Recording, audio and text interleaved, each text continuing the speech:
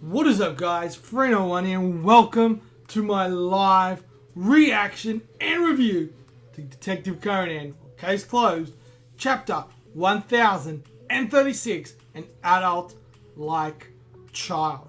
Alright, in our last chapter, guys, which should have gone up today as well, we basically had,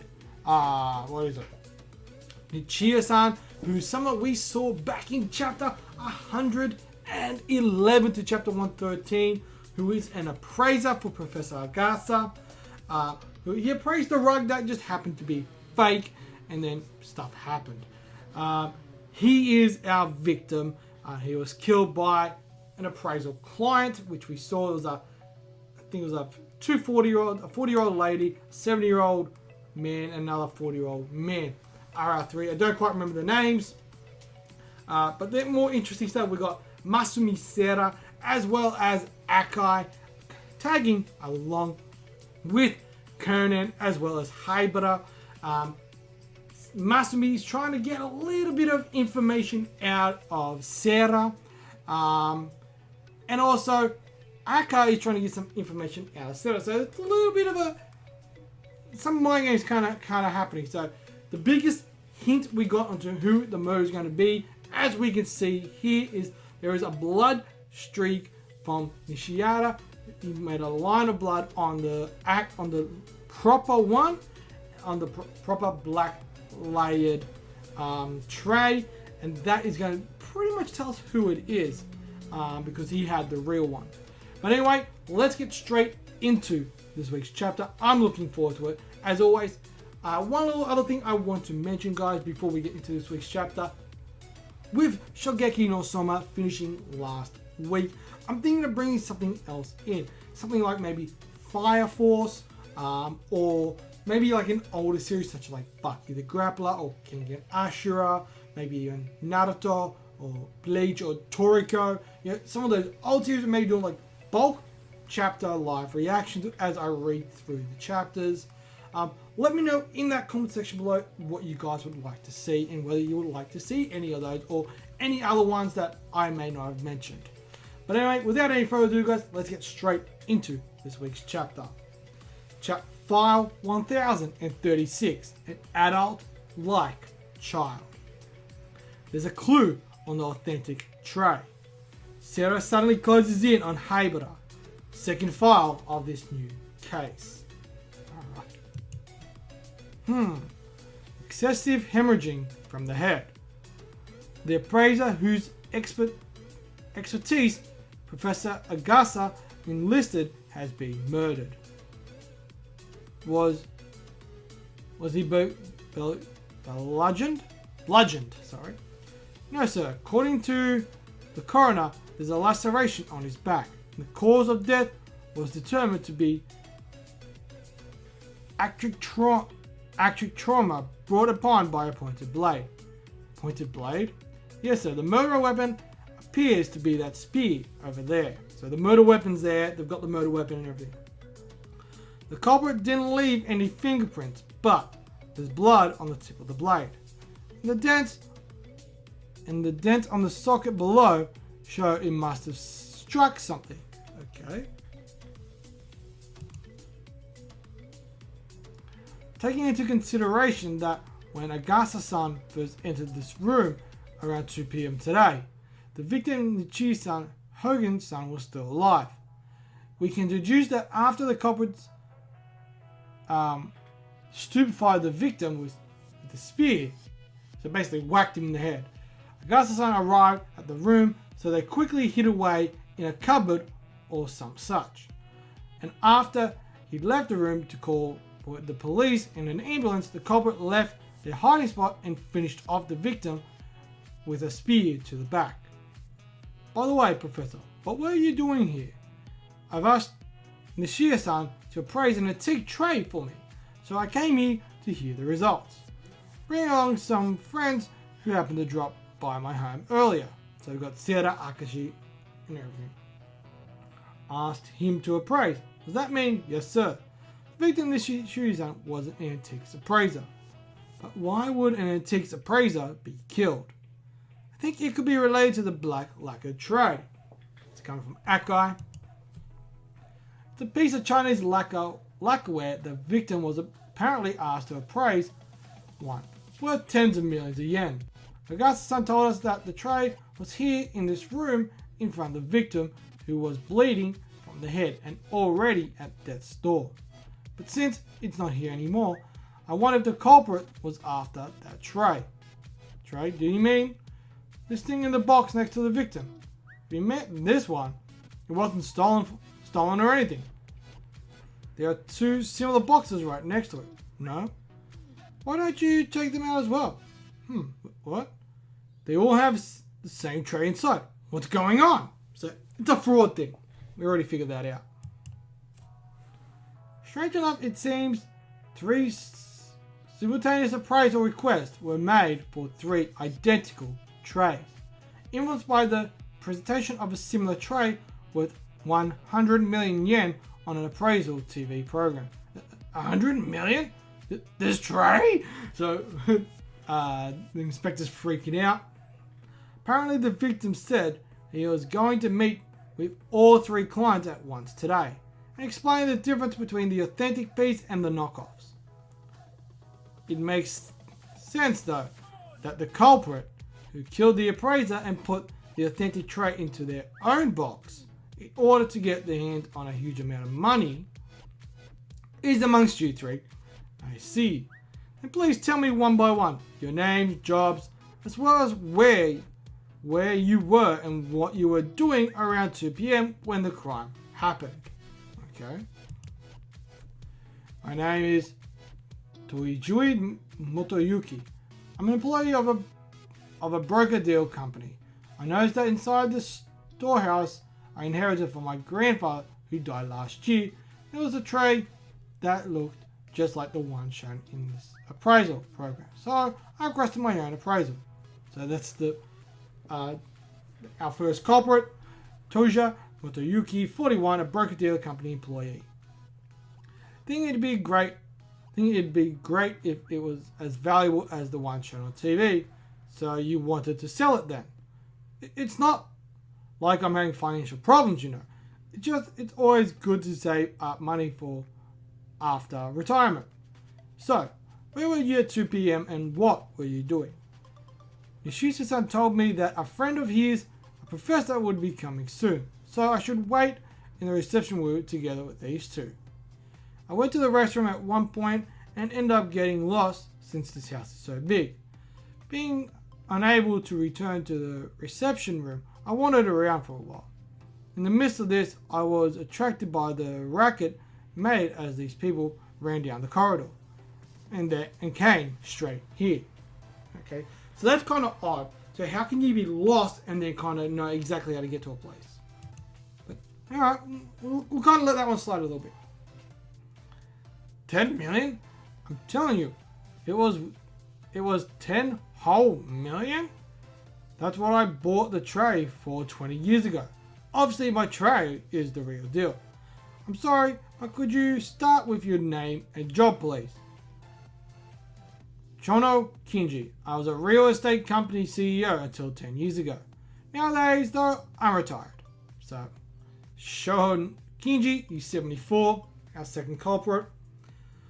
What were you doing at 2 p.m.? I spent a while with that woman in the reception room, but I'm not the type to just sit and wait in a room. I went to the study, and while I was engrossed in a book on antiques there, I too heard someone coming down the corridor noisily and came here just the same as this guy. Anyway, my tray has to be the real one. If my tray somehow turned out to be a knockoff, I'd be too humiliated to show my face to my clan again. Okay. I am Sakamaki Suize, the director of the Furito Art Museum. I brought a tray that had been exhibited in the museum for many years. The museum will soon be reopening after having been renovated, and we want the tray to be the centerpiece of the exhibition. Okay, so this is our third possible culprit, Sakamaki Suzuki, 46, Art Museum Director. The owner asked me to figure out how much it's worth, thus I requested an appraisal of the tray. See if it was really worth as much as they claimed on that appraisal program. I see. I never could have imagined that there would be two other people with similar trays. So it's true then what these two are saying, that you were in the reception room the whole time. Yes, I was there by myself. The housekeepers were with me at first, but this place has housekeepers? Come to think of it, there were two of them last time I was here. Okay, we haven't seen them yet. These two are the housekeepers. Apparently they'd gone to buy rice crackers at a nearby store. Rice crackers? You see, Sakamaki-san said to us, I don't like sweets. Don't you have salty rice crackers or the like? I merely inquired on whether you have them or not. It's not like I was demanding anything. So after we escorted Tojima-san to the restroom and Shono-san to the study, we went grocery shopping together, buying the ingredients for dinner as well. So is there no one else in the house? Usually the owner's son and his wife are here as well, but they're on a family trip right now. Okay. And to think that they asked us to take care of the master while they were away. Who could have predicted it'd end up like this? I see. Essentially, the three of you who were able to roam around freely around 2 PM could have easily killed Nishito-san with that spear. A spear, a long shaft, or so regardless of how it's wielded, it's unlikely any blood spatter will reach you. In any case, I think we should be able to identify the culprit instantly, since they most likely stored the authentic tray in their own box. Good point. If we have another appraiser examine the trays in the boxes, we'll have incontrovertible proof of the culprit's identity. As expected. You're very adult-like indeed, instead of smiling there. Incontrovertibly is a word that means something cannot be disputed. It's very unusual for a first grader to use such language. Say, how old are you really?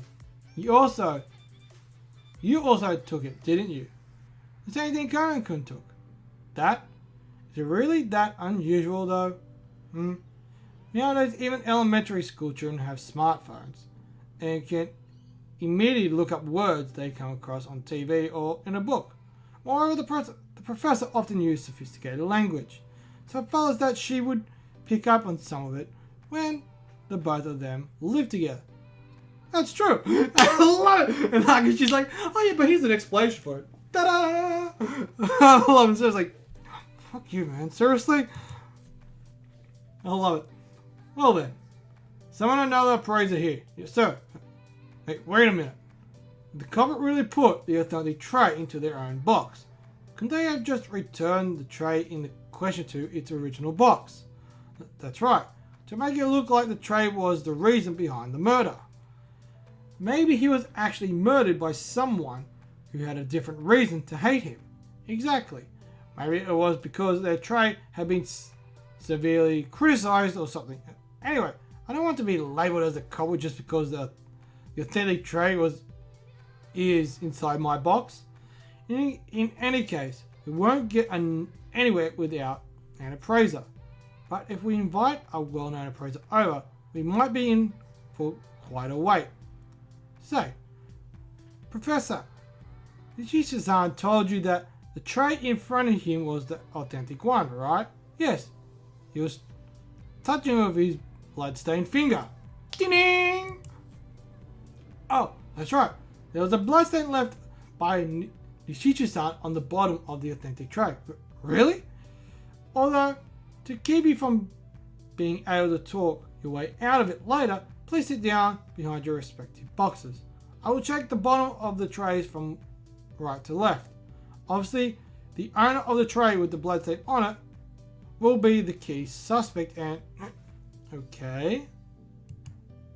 They all have bloodstains on it. Alright, interesting. All three of them have a bloodstain on the bottom. After noticing that there was a bloodstain on the bottom of the tray, the culprit most likely cleverly left stains on the other trays as well, right, to prevent us from being able to pick out the authentic one. Can you think of anything else? Something that could help us pick out the authentic one. Something that could help. Come to think of it, after turning the tray with the bloodstain horizontally, the crane beak aligned with the position of the stain. Okay, I'm just trying to see it.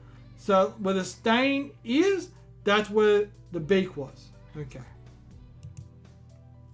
So if we flip the trays over horizontally, we'll be able to tell by the beak's position which one is the authentic one.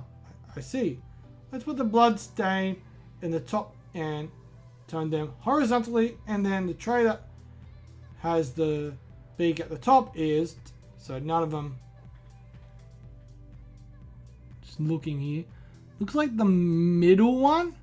None of them are pointing upwards. That can't be. Hey now, you said you'd be able to tell who the culprit is, but that was nothing but hogwash. Tell. Okay.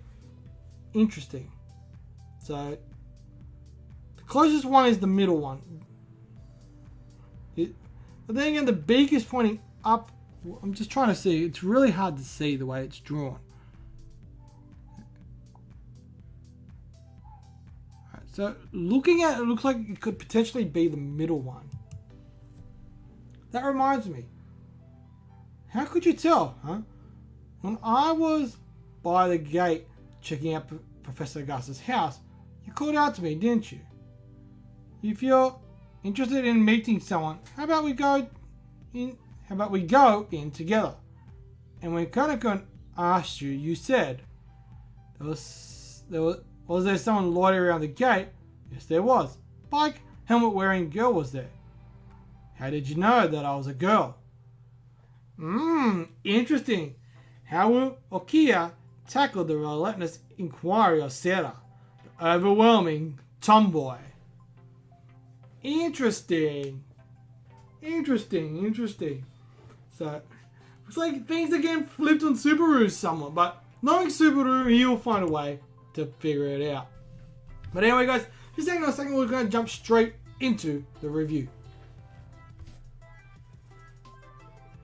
Alright guys, so chapter 1036 of Detective Conan, an adult like child. Alright, so we have basically our three culprits. I'm going to quickly jump back so I can see them. Get the names for you guys. Give me a second. Where is it? Okay, so we got Sakamaki Suzue, 46. We got Shono Kinji, 74, and Tojima Motoyuki, 41. They are our three suspects, basically. Now, the biggest hint at this point was the bloodstain left on the original, which when flipped horizontally had the beak pointing up. Right? So there was only one that was somewhat like that, but not. No, so where the bloodstain and the beak were pointing in the same direction. So a thing that could be done is maybe Professor maybe missaw it or maybe flipped it a little bit differently.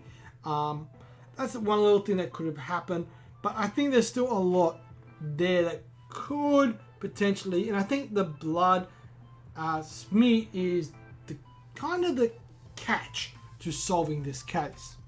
Right? So I'm not quite sure yet. I think next week we're going to potentially get more clues and potentially even the solution as well. But the more interesting thing is the whole thing with Sera, Haibara, and Akai. Because as we know, Akai is trying to get information out of Sera. Sera is trying to get information out of Haibara. Alright? In regards to stuff with, like, similar to Conan. She thinks Haibara is on the lines of Conan. And, you know, in this chapter, Haibara does use some pretty big words. But Akai comes along and goes, oh, but she does live with the professor. And the professor uses very sophisticated language. So she's probably picked up a few words here and there. You know, so it's not too out of this world to have someone who lives with someone like that to pick up words like that and know how to use them and how to use it in context and all that. Anyway, eventually, by the end of the chapter, Sarah flips it onto Akai and goes, well, how did you know I was a girl?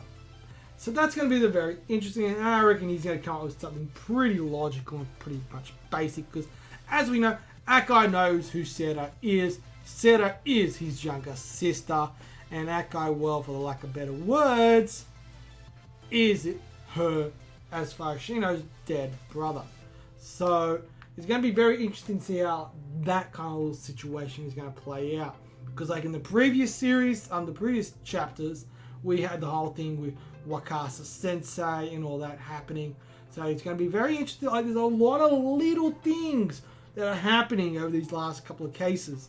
So I'm really curious about how this is going to play out. It's very interesting to see how this is going to play out. But it's going to be very interesting to see who's behind this and the reason. Obviously, I've got a feeling it's got to do with greed, wanting the money, wanting the real one, and to be able to do something maybe potentially to the others. I'm really curious about what's going on and what the whole motive and everything. And if it's just simple greed, it's going to be kind of, alright. It could have been done a lot better than that. But I'm very curious about how this is going to play out. Case-wise, as well as obviously the stuff with Sarah, Akai, and Haibara. That's the more interesting stuff. But overall, guys, for this chapter, I'm going to give it 2.5 stars. It was an average chapter, nothing great. Got some progression. I believe there are some hints and clues in there that if we really look through it, we can do it. And that's something I'm probably going to do after I've recorded these videos. And I go through and see if I can really kind of pinpoint stuff. But yeah. Anyway, that is all for me. Let me know in that comment section below what you guys think. Did you like it? Didn't like it? All that kind of jazz. And of course, as always, smash that thumbs up. It's completely and totally free. You know we like that free shit. And as always, guys, I'm Free01. You guys are awesome. And I'll see you guys next time with another live reaction and review. Peace.